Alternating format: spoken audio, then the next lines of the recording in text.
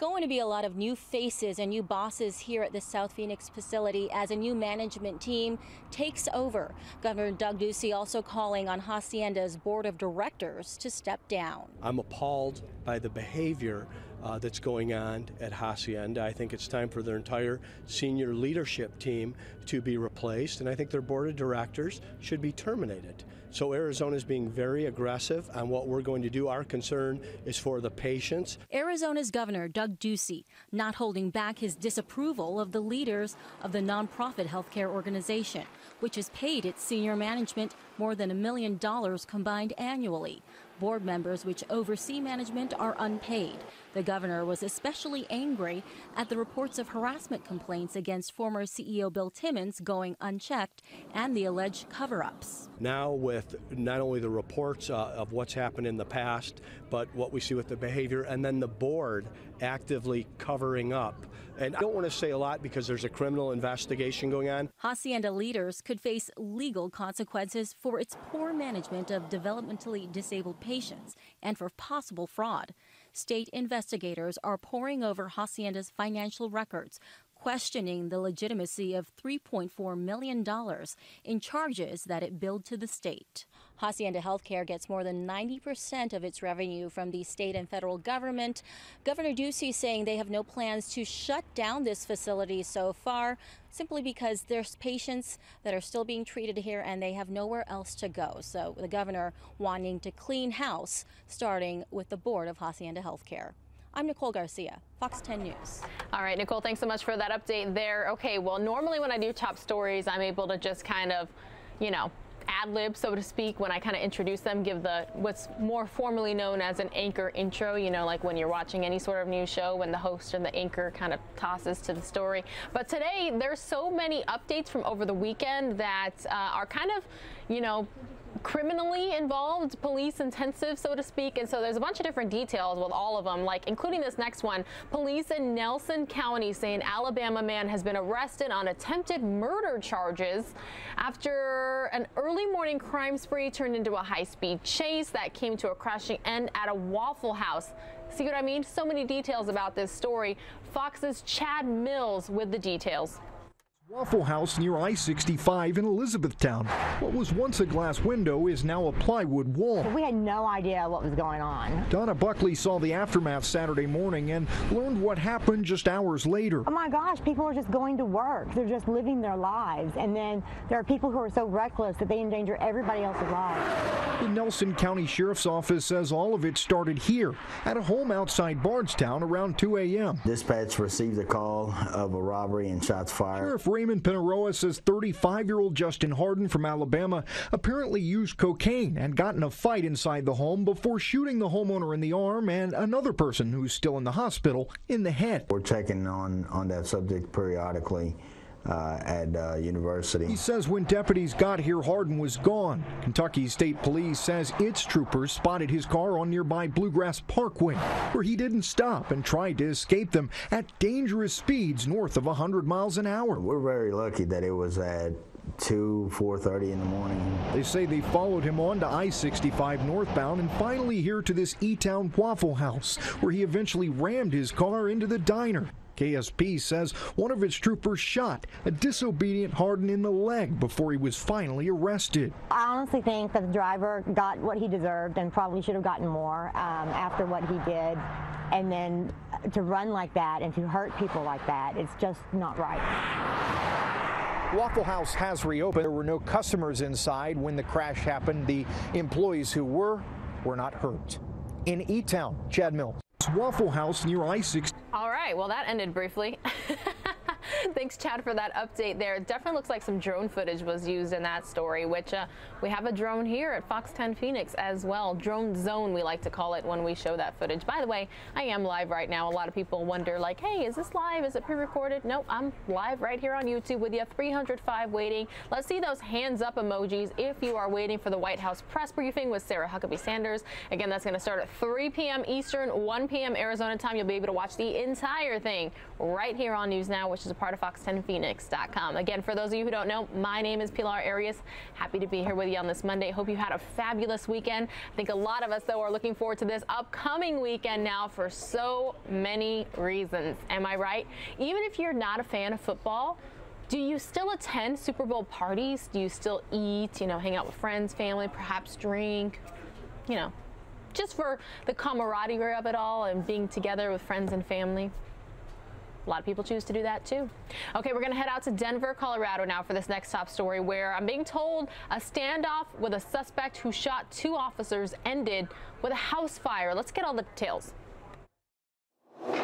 First was the shooting, 2 officers shot. I mean, he has a rifle in his front yard aiming it down the street. Then a 5-hour standoff that put a community on lockdown, including parishioners at Mass at St. Joseph's Catholic Church. They told us in Mass in the church we can't get a car. And then right around 5:30, the building the suspect was in catches fire, Skyfox capturing the dramatic scene from above. Neighbors who were told to shelter in place, forced to evacuate. Starting to see black smoke rising above the houses over here on the corner.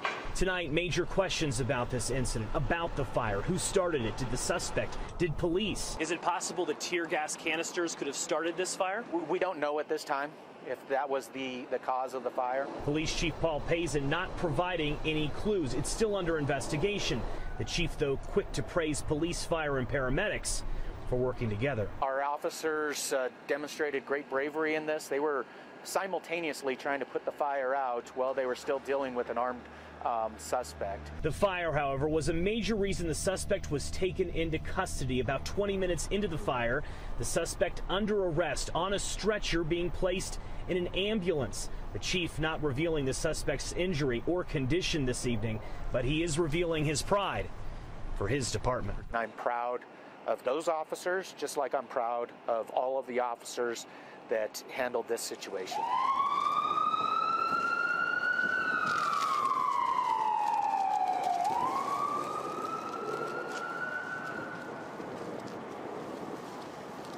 All right, everyone. Well, they are back on the job, but they're still waiting for back pay. I'm talking about federal workers. The government shutdown is at least temporarily on hold, but federal workers who weren't getting paid are still waiting for their checks. And one transit system is doing something to help them, as Fox's Brett Baldeck reports from Charlotte, North Carolina. This sign at Charlotte Douglas asks passengers to thank federal workers, because TSA and air traffic controllers haven't been paid in weeks. I will sign a bill to open our government. Although the government is now open for at least 3 weeks, thousands of federal workers are still waiting for their paychecks. I think it's a temporary solution. I'd like to see a long-term solution. President Trump said federal workers would be paid quickly, but didn't offer a solid timeline. The head of the TSA said Friday paychecks for agents would be a top priority. But with February 1st less than a week away, some federal employees are feeling the pinch.